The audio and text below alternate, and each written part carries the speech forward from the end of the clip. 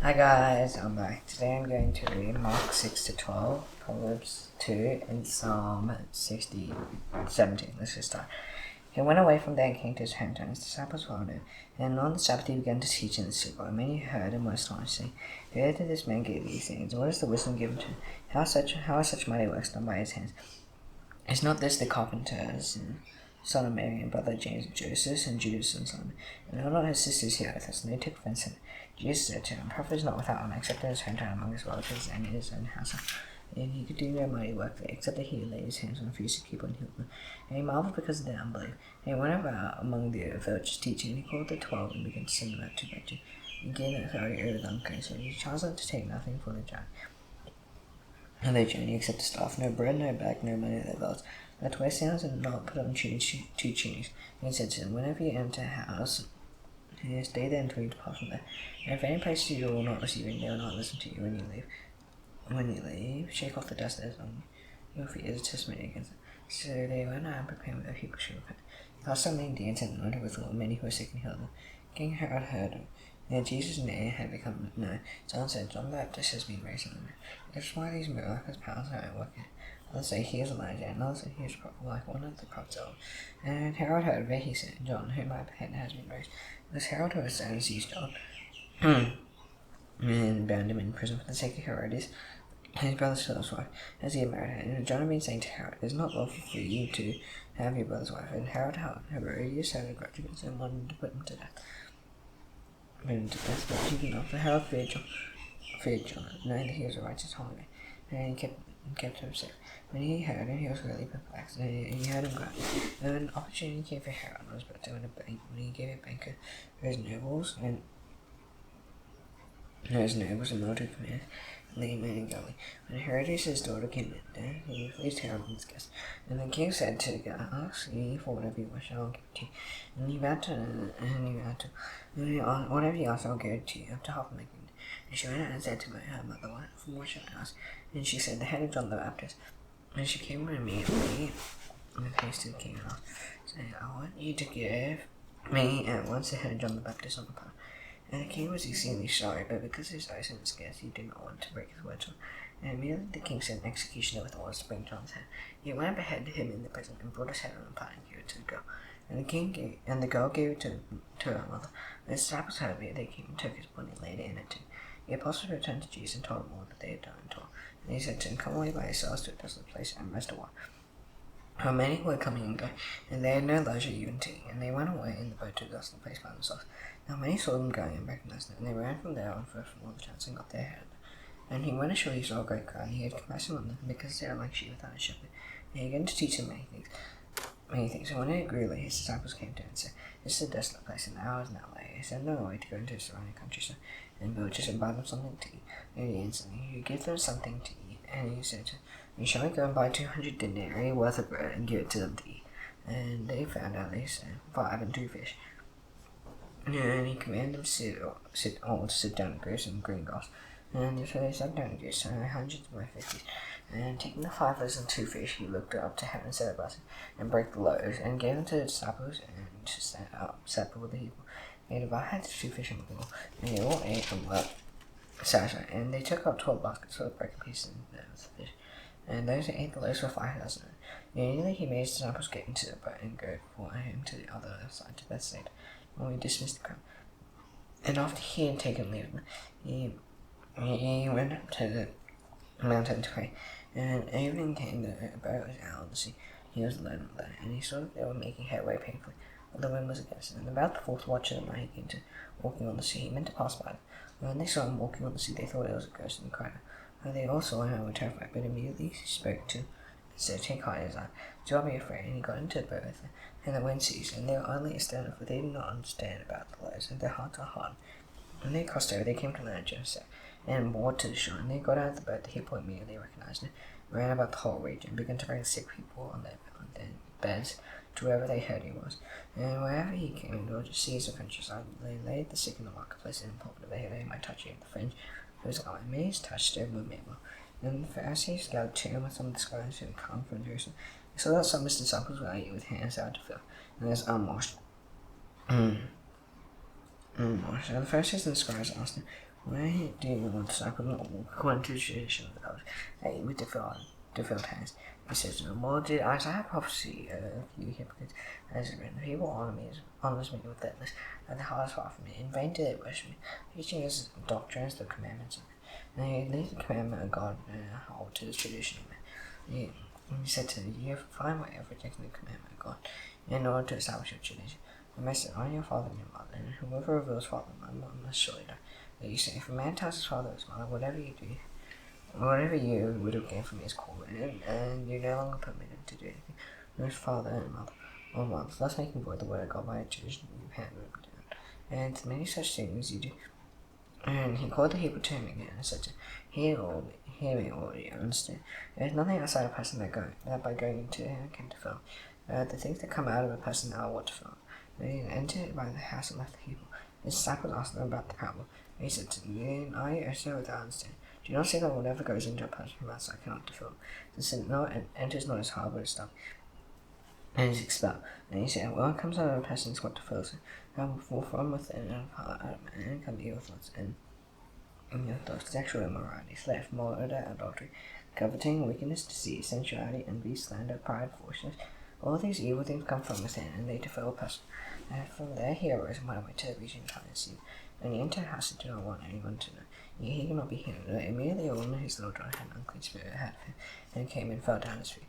Now the woman was a Gentile, Syrophoenician by birth, and she begged him to cast the demon out of her door. And he said to her, "Let the children be fed first, for it is not right to take the children's bread and throw it to the dogs." And she answered him, "Yes, Lord, yea, even the dogs under the table eat the children's crumbs." He said to her, "This day when you may go your way, the demon has left your daughter." And she went home and found the child lying in bed, and the demon gone. And he returned from the region of time with his C.Jun to the Sea of Galilee, in the region of the Decapolis. And they brought to him a man who was deaf and had speech impediment. And they begged him to lay his hand on him. And taking him aside from the crowd, privately he put his fingers into his ears. After spitting, touched his tongue. Looking up to heaven, he sighed and said to him, "Ephphatha, be open." And his ears were open, his tongue was released, and he spoke plainly. And Jesus charged them to tell no one. The more he charged them, the more zealously they proclaimed it. And they were astonished beyond measure, saying, "He has done all things well. Yes, even the deaf hear and the mute speak." In those days, when again a great crowd gathered, and they had nothing to eat, he called his disciples to him and said to them, "I have compassion on the crowd, because they have been with me now 3 days and had nothing to eat. If I send them away hungry to their homes, they will faint on the way." And some of them had come from far away. And his disciples answered, "How can one feed this people with bread here in this desolate place?" He asked them, "How many loaves do you have?" He said, "So." And he directed the crowd to sit down on the ground. He took the sandwiches, and having given thanks, he broke them and gave them to his disciples to set before the people, and he set them before the crowd. And they had a few small food, and thus he said that they should be set before them. And they ate and were satisfied. They took up the broken piece left over, 7 baskets full. They were about 4,000 people, and he sent them away. He immediately got into the boat with his disciples and went to the district of Dalmanutha. The Pharisees came and began to argue with him, and seek from his sign from heaven. And he sighed deeply in his spirit and said, "Why does this generation seek a sign? Surely I say to you, no son will be given to this generation." And he left and got into the boat again and went to the other side.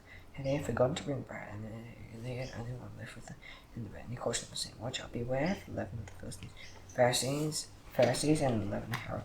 And they began discussing with one another the fact that they had no bread. And Jesus aware this said, "Why are you discussing the fact that you have no bread? Do you not yet perceive or understand? Are your hearts hardened?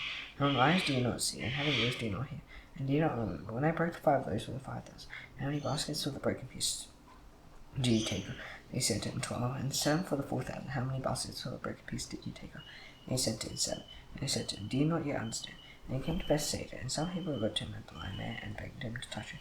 And he took the blind man by the hand and led him out of the village. And he spit on his eyes and laid his hands. He asked him, "Do you see anything?" And he said, I see people. They look like trees walking. And Jesus laid his hands on his eyes, and he opened his eyes. His eye was restored, and they saw everything clearly. He said to his disciples, saying, "Do not anyone enter the village." And Jesus went on with his disciples to the villages of Caesarea Philippi. On the way, he asked his disciples, "Why do people say that I am?" And he told them, "John the Baptist, and others say Elijah, and others one of the prophets." And he asked him, "Who do you say that I am?" And Peter answered, "You are the Christ." And the circulating times, and must tell no one about it. And he began to teach them that the Son of Man must suffer many things, and be rejected by the elders and chief priests and scribes, and be killed, and after 3 days rise again. said this plainly, and Peter took it aside and began to rebuke her. And turning and seeing it, stopped to rebuke Peter and said, "Get behind me, Satan, for you are not setting your mind on things of God, on the things of man." And calling the crowd to him with the disciples, he said to them, "If anyone would come after me, let him deny himself and take up his cross and follow me.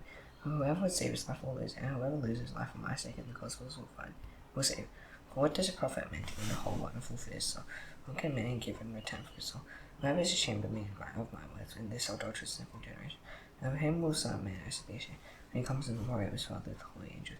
And he said to him, "Surely I say to you, there are some standing here who will not taste death until they see the kingdom of God after it has come with power." After 6 days, Jesus took with him Peter and James and John, left them behind a man by themselves. He was transfigured before them, and his clothes became radiant, intensely white, as no one on earth could bleach them. And they appeared to him Elijah with Moses, and they were talking with Jesus. And Peter said to Jesus, "Rabbi, it is good that we are here. Let us make 3 tents, one for you, one for Moses, and one for Elijah." He did not know what to say. They were terrified, and the crowd overshadowed them. And a voice came out of the crowd, "This is my beloved Son, listen to him." And suddenly looking around, they no longer saw anyone with them but Jesus only. As they were coming down the mountain, he charged them to tell no one what they had seen until the Son of Man rose from the dead.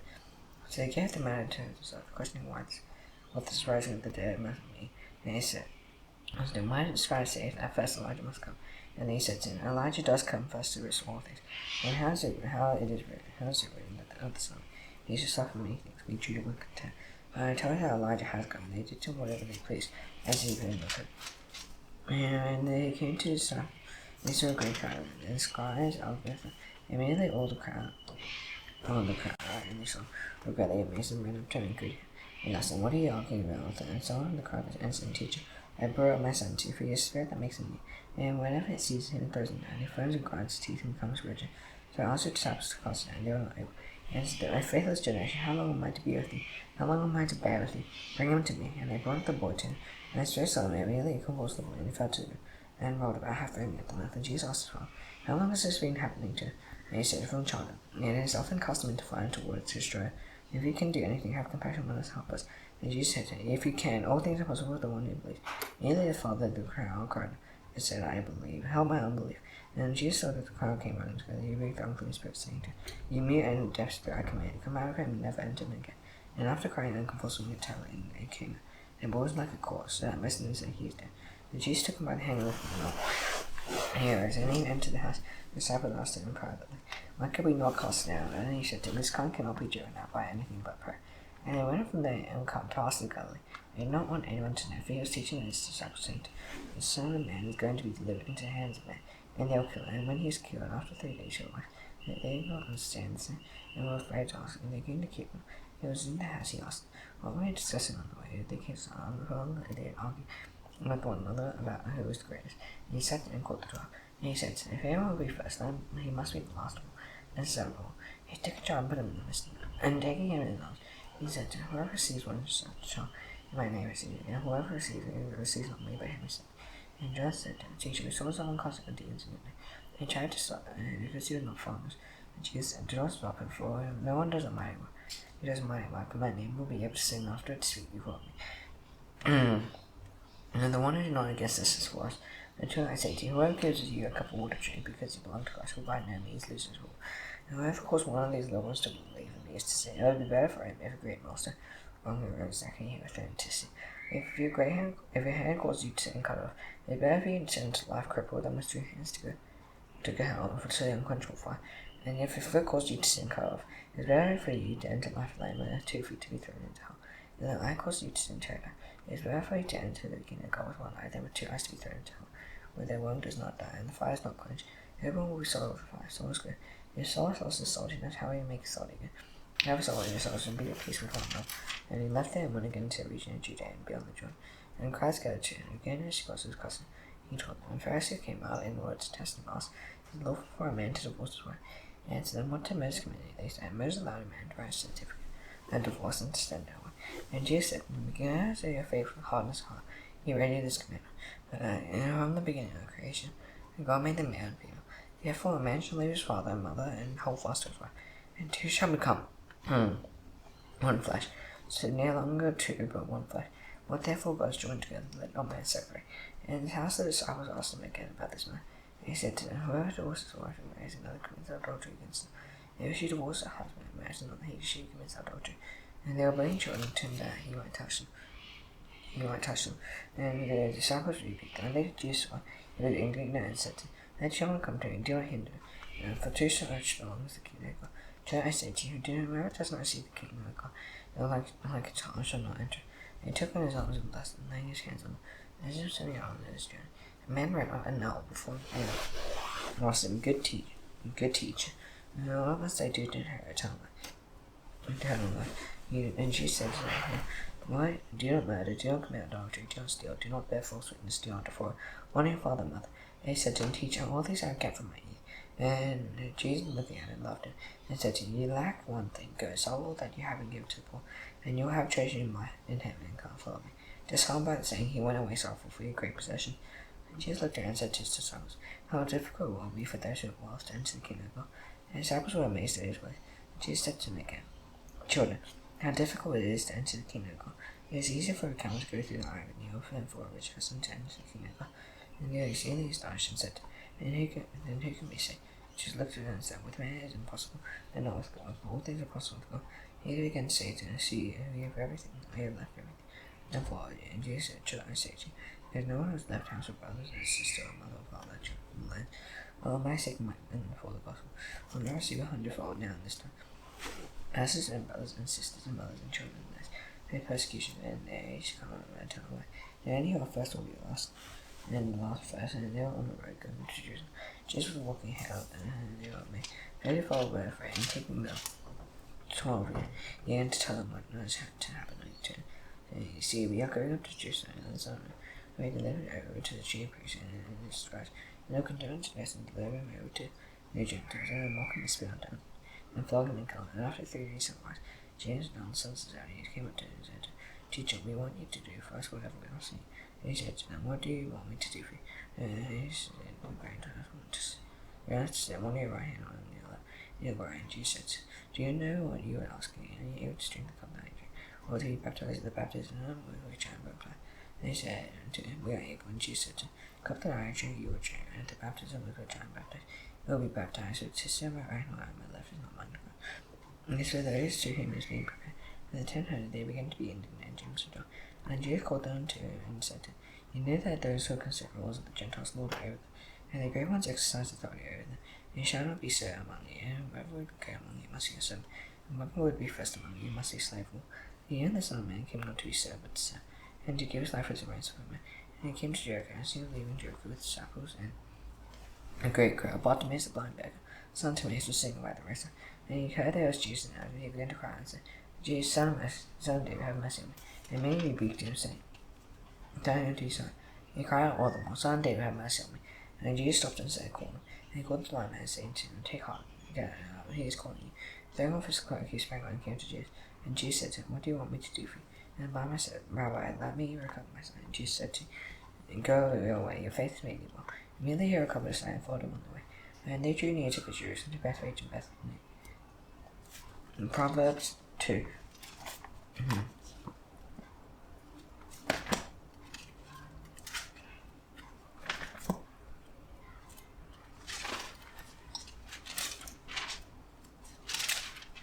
My son, if you receive my words and treasure my commandments with you and making your evidence towards, and incline your heart to understand. And if you call for insight, raise the words to understand. If you seek like silver and set truths for hidden treasure, then you understand the fear of the Lord and find the knowledge of God. The Lord gives wisdom for us and nothing knowledge and understanding. He stirs us out wisdom without way. He is a shield to those who walk in integrity, guiding the path of justice and watching over the way of his saints. And you understand righteousness and justice and equity over good paths. Wisdom come into the heart. It knows all the pleasant to your soul. Discretion will watch over you. Understand will guard you, delivering you from the way of evil, from men of perverse speech. You forsake the paths of uprightness to walk the ways of darkness. They rejoice in doing evil and delight in the perverseness of evil. Many paths are crooked. They are devious in their ways. Shall be delivered from the forbidden. And the adulteress is known as smoke, who forsakes the companion of the youth.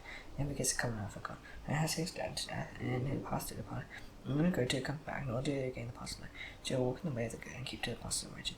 And the will inhabit the land, and those with integrity will remain. That the wicked will be cut off from the land, and the treasure will be rooted out of it. Psalm 70.